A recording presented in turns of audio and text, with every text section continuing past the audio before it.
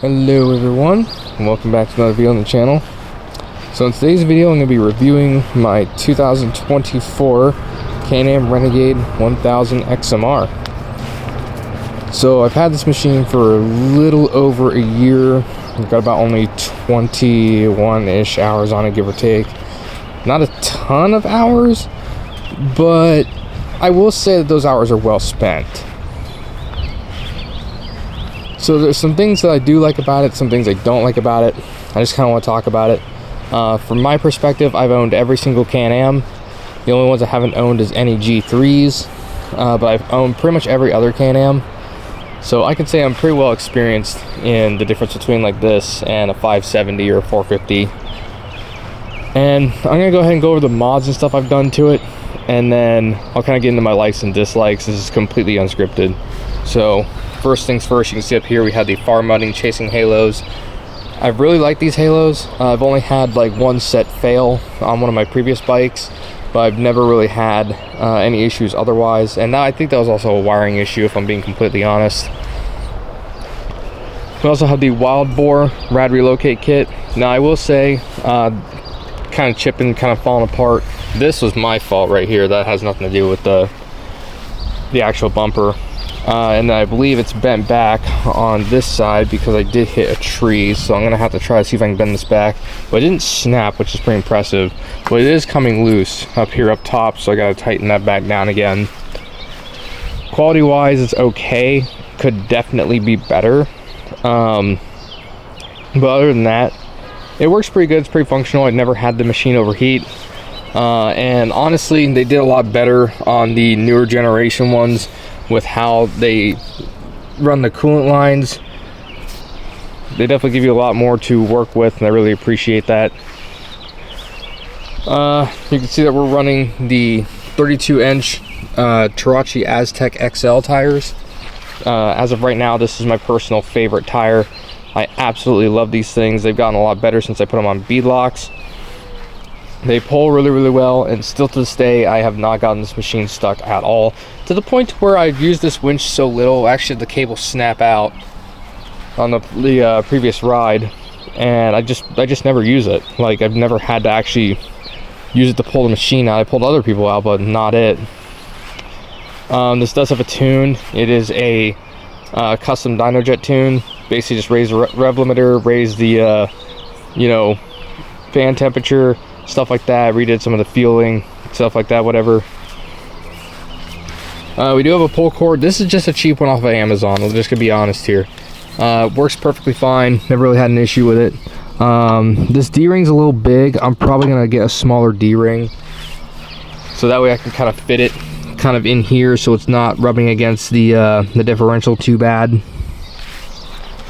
And then we also have a SLG Sniper Quiet Series exhaust, and it's a pretty nice exhaust. It's a little bit on the loud side. I don't really like stuff that's super loud, but it's arguably the best exhaust you can get. Next we have an MCE snorkel cover.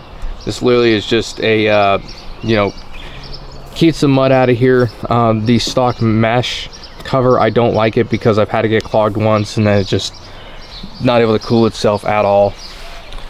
We do have just like an Amazon shifter handle, better than the stock shifter handle, simple as that.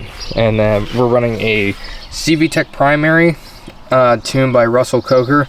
I probably didn't say his last name right, I apologize. And then we have a red spring in the secondary, an EPI spring. Machine pulls really well, never had it bogged down one time, and it just works. Like, I don't know what else to say, honestly. So we'll go ahead and get into kind of like the likes and dislikes. Like I said, this is no in particular order. The likes, I love the power. I've seen people get upset when they have this much power on a short wheelbase like this. To me, I think it just makes the machine super playful, really easy to water wheelie, really easy to wheelie in general, and it just goes. I'd say that's terrible at drag racing for that reason, but honestly, like, as long as you know how to launch it, it's not really that bad. So I really enjoy that. I really enjoy the power. Build quality of the engine is honestly okay. I like the Renegade frame because I feel like it's way more accessible than what an Outlander is. There's way less plastics. Like all these plastics right here, these all just pop off. The seat, obviously, just one tab, it pops off. This whole thing, this all pops off.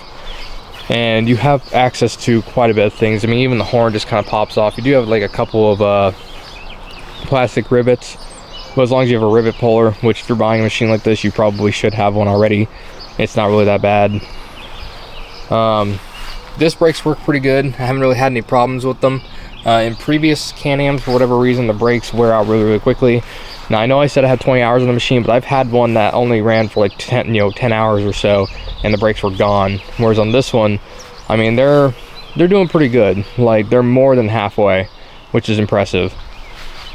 This thing also has very incredible suspension.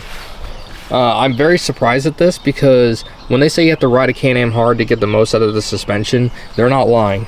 Like, if you ride this thing really, really hard, you'd be surprised at how well the suspension does.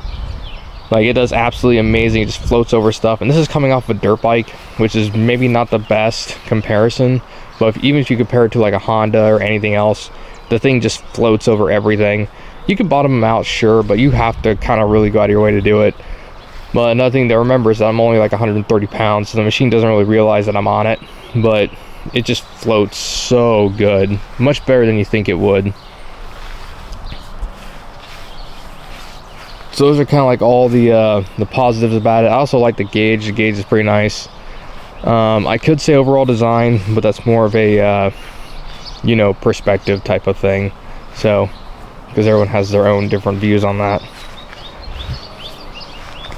So now onto the negatives.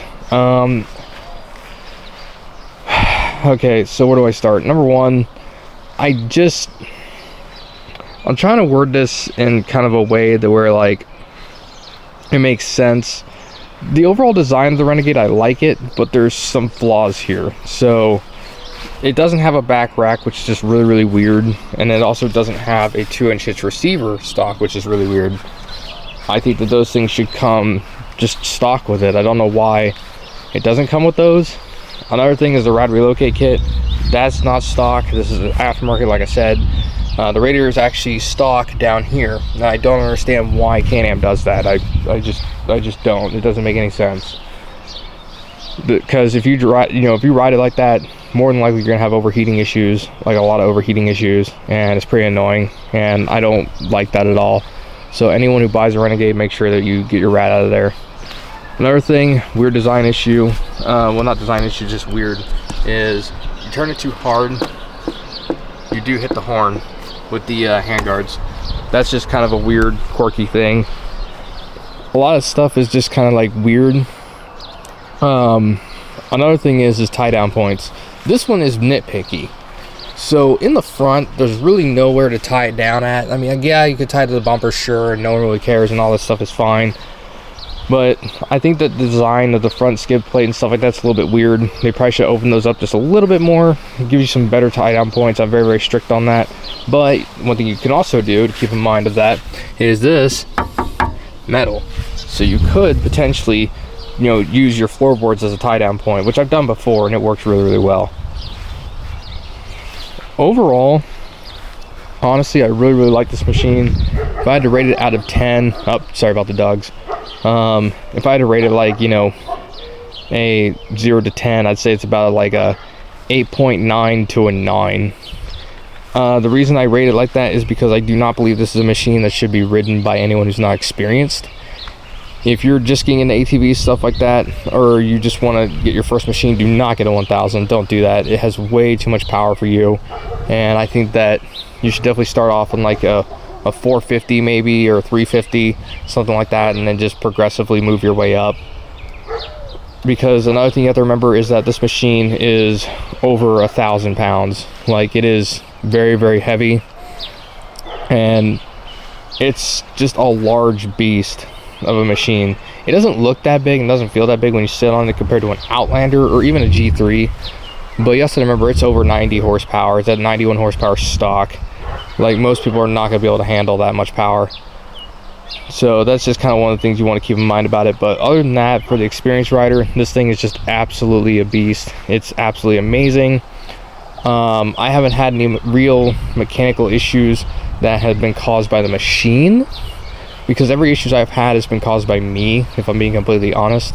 But this has only been like, again, 20 hours on it. I'll probably report back in when I have like 100 hours and maybe do like a 100-hour review or something like that. But other than that, that's all I have to say. Like I said, this is just a perfect machine otherwise. Thank you guys so much for watching the video. If you guys like the video, make sure you subscribe and like the video, comment down below what you guys want to see next, and then I will see you guys on the next video. Later.